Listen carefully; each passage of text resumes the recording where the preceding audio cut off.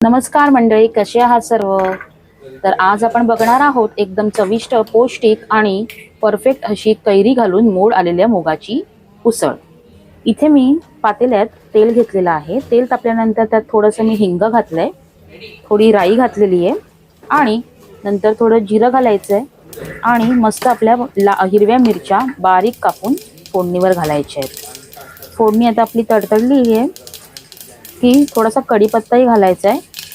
हो, ही भाजी मी उपासासाठी करते उसळ, तर मी ह्यात कांदा लसूण वापरत नाहीये. कढीपत्ता घातलाय आणि आपले मोड आलेले मूग घालायचे. फोडणीवर मस्त मूग परतून घ्यायचे आहेत. त्यात थोडी हळद घातली आहे चवीप्रमाणे आणि हे आपलं मेन म्हणजे ओलं खोबरं, नुसतं ओलं खोबऱ्याचं वाटून मिक्सरला घेतलेलं आहे.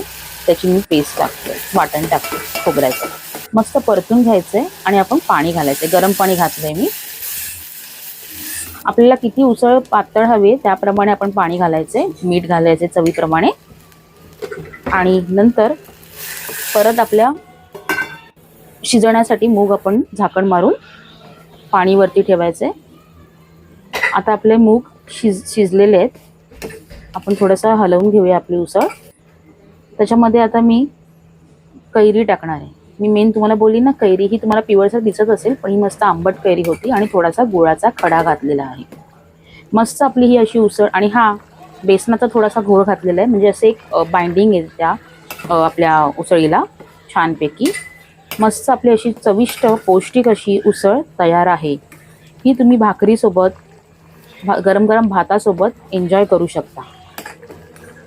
तर रेसिपी आवडली असेल तर नक्की लाईक करा, शेअर करा, सबस्क्राईब करा आणि अशाच रेसिपीसाठी फॉलो करायला विसरू नका.